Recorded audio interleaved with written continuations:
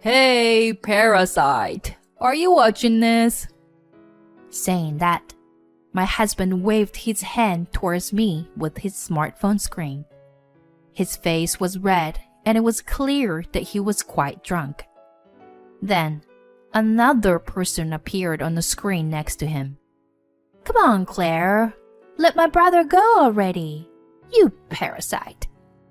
That was my sister-in-law, Amber. These two call me a parasite who has no choice but to rely on my husband's income as a full-time housewife. At that time, they made a video call to me while drinking at their parents' house on purpose. I let out a deep sigh. "Hey, you were drinking at your parents' house now, right? Are your parents there?" Yeah, they're here. Why? "Can you let me talk to your father?" Huh? Why? Are you planning to tattle on me, to my dad or something? My sister-in-law's high-pitched and carefully voice spoke up from next to him. "Oh, well, it's fine, isn't it? Our dad is on our side. Daddy, Claire wants to talk to you." I couldn't stop laughing at the voice of my sister-in-law calling my father-in-law. I can finally correct their misunderstanding that I had been enduring. I am Claire, a 32-year-old full-time housewife. I used to work at a major advertising agency, but shortly after getting married, my husband asked me to become a full-time housewife. Hey, Claire, can you become a full-time housewife? I'll support you. Huh? I was surprised by his words, and my husband took my hand gently. He was a completely different person back then, much kinder than he is now. 'Cause we got married, right? If we want a happy home, it's better for one of us to stay at home And take care of things. But I can't do housework. And all I can do is work. You, on the other hand, are good at that kind of stuff, unlike me, right?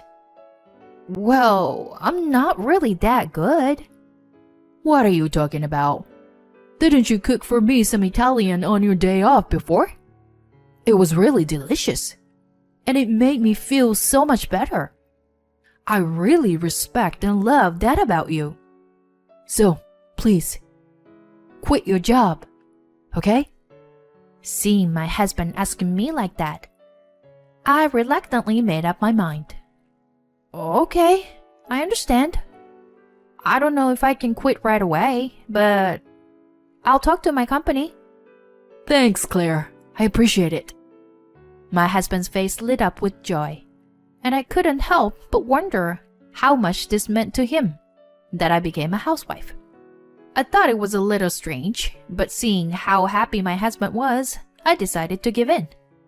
I liked my job at the advertising agency, and I had just started getting assigned to plan advertising campaigns. So, I had mixed feelings about leaving my job. However, because we had just gotten married, I wanted to respect my husband's wishes. 6 months after our marriage, I quit my job. In our early stages of marriage, my husband always expressed gratitude for my help and the household chores. However, after about 3 years, he stopped saying thank you and making comments that blamed me for not having a job. You're lucky. You can live an easy life just relaxing at home. Huh? Well, isn't it true? You're living off the money I earn. I'm jealous. Being able to just stay at home and not work, and still get by. But you're the one who asked me to become a housewife, remember? My husband looked annoyed. See? You can use my words as a shield to justify yourself. It's so easy, isn't it? Well then, if you were a housewife, focus more on household chores. You have it easier than anyone else in the world, since you don't work and you don't even have children. And yet, you always do things half-heartedly, don't you? He is probably referring to the frozen foods I received from our neighbor. What are you talking about? The frozen food? They own the grocery store, remember? They gave us a lot. So I don't want to waste it. I'm trying to save money on groceries and save for our future. When I said that, my husband stuttered. He had been talking about saving money to build a house, so we had discussed the saving. Well, I know that without you telling me. But saving money and making half-hearted dishes are not related. If you received frozen food, you can use it, but try to be more creative. Make it look like a more elaborate dish. I sighed at my husband's complaint. He must think that putting unnecessary effort into something is a good value. I've never made things difficult for my husband by cutting corners on cooking, cleaning, or laundry. I shouldn't have to be called the one who has it the easiest in the world, despite this. I thought that, but I didn't want to argue, so I said, Understood. I already knew that my husband's change in attitude had its roots in work-related stress. He has a selfish side that makes him think, why am I the only one going through such a tough time when I'm tired and struggling? He only sees his own hardships and doesn't think much about others. This narrow-mindedness makes him oblivious to the effort that I put into household chores. That's why he started thinking, I work so hard, yet the money keeps disappearing because of my wife. It seems that my sister Amber, who dislikes me, also whispered bad things about me in his ear. Claire is like a parasite, isn't she? Amber, who boasts about earning a lot of money as a model, found an easy target to criticize in me, who has no income. She's already in her mid-30s and doesn't know how many more years she can continue modeling. Yet, she's not capable of decent judgment. My husband, who was already small-minded, was further fueled by his sister's words and started using even more hurtful words against me. You are a parasite who has no choice but to rely on my money in my house. So don't act all high and mighty. My husband has been saying such awful things to me for years now. I try to think that there was no point in arguing, but I've reached my limit. Since my husband, Amber, and my in-laws are all here, it's a good opportunity to tell them the truth. So I asked my father-in-law to come over. Oh, hello, Claire. How's it going? Then I told my father-in-law about the abusive words that the two had been saying to me, and about my decision. Then my father-in-law let out a huge sigh over the phone and yelled, What have you guys done? We were going to build a two-family house and live together with Claire's money. I could feel a sudden chill from the presence on the other side of the screen. Yes, my father-in-law was right. I had enough savings to build a house. That was because I still had an income ever after quitting my job at the advertising agency. Actually, I had started freelancing from home and was making quite a lot of money. At first, it was just to pay off my student loans. After quitting my job as my husband had suggested, I couldn't repay my loans without any incomes. So I utilized my experience at the advertising agency and started searching for design jobs, including advertising. After I started working from home, my income increased rapidly, and I was scouted for many projects. By the time 3 years had passed, my monthly income had exceeded $10,000.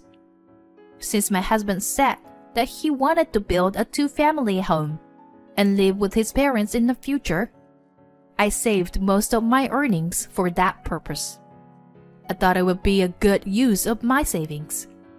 However, I didn't tell my husband about it because I knew he had a habit of spending money recklessly.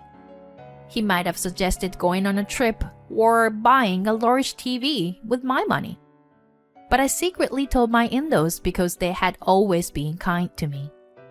I continued explaining to the screen until I started being called a parasite by Wayne and Amber. I didn't mind living with you and contributing money to build a two-family home at all. But their bullying towards me has been increasing year by year. Amber even asked me to set her brother free. So, I will do as she said and set him free. I will divorce him. So please forget about the new home. When I told my father-in-law, he shouted at his son and daughter with a trembling voice that even I could feel the vibration through the phone. You two. Why do you always do things like this? We've had to apologize to many people because of your rude behavior, he exclaimed, and my mother-in-law's voice joined in, sounding concerned. Hey, what is this? Why are you shouting like that? Wayne and Amber did it again. They spoke rudely to Claire, and now she's angry. She asked us to forget about the two-family house plan. What? No! My mother-in-law was shocked. I didn't know anything about that. So, there's nothing I can do, right? That's right. It's your fault for staying quiet.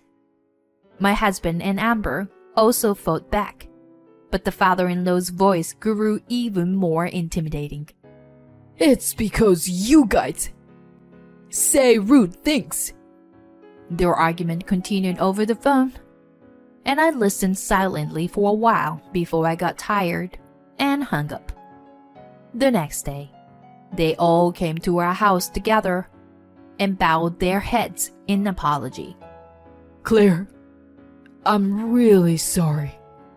Wayne and Amber were completely unaware of their rudeness.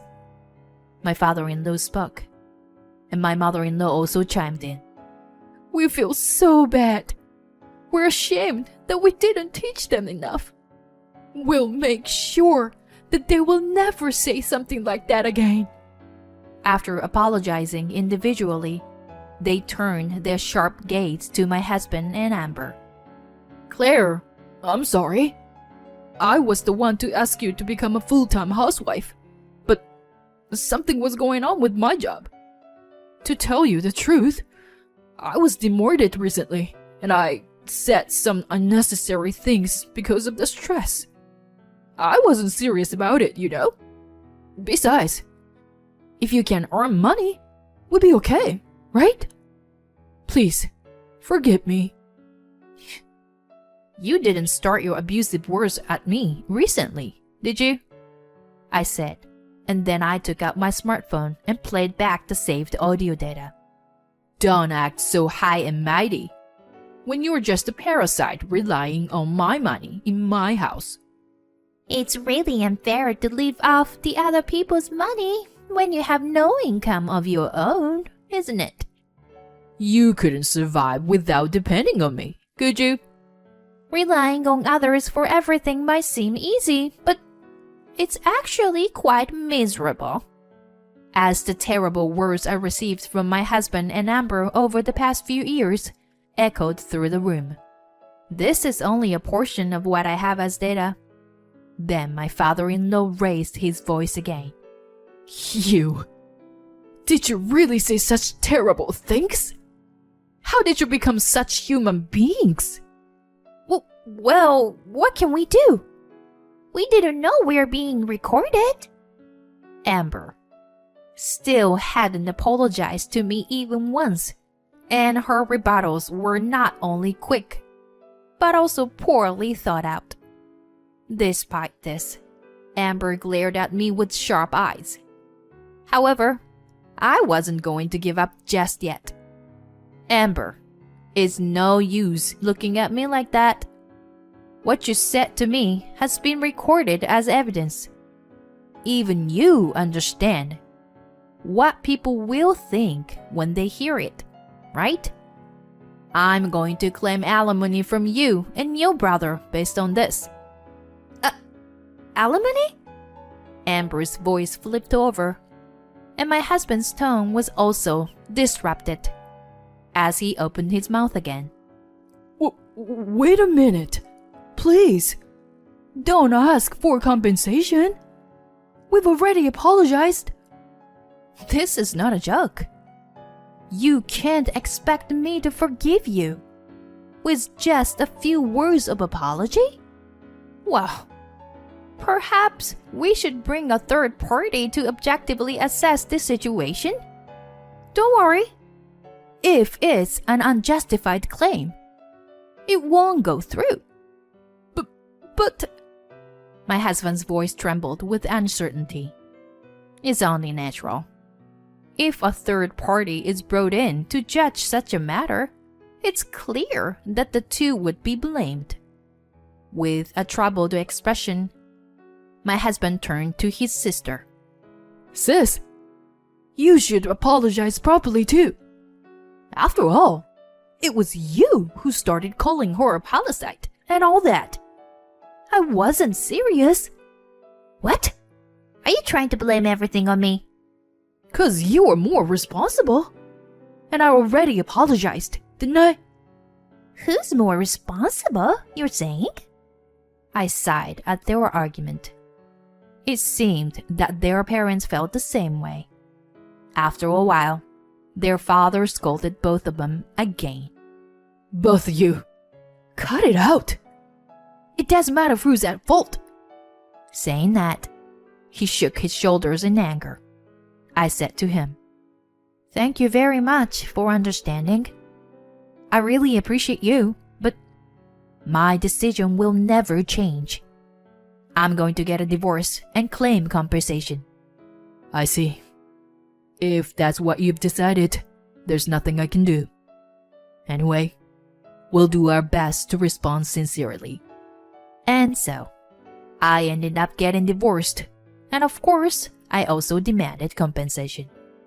My husband was struggling to pay the compensation because he had been demoted and his salary had significantly decreased. Amber seems to be struggling even more than her brother and called me crying, asking me to reduce the amount of compensation. It was no surprise, since the demand for models in their late 30s were low. But Amber couldn't let go of her past glory and clung onto her job as a model. Despite her drastically reduced income, she still had the spending habits of the past and had been in debt even before. I didn't sympathize with her and refused to reduce the compensation.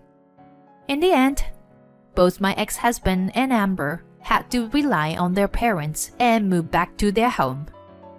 Who is the real parasite here? I wonder.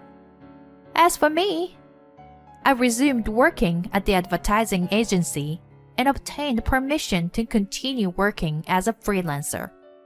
With the monthly compensation and my savings, my future is secure. I can now do what I love and enjoy my life to the fullest.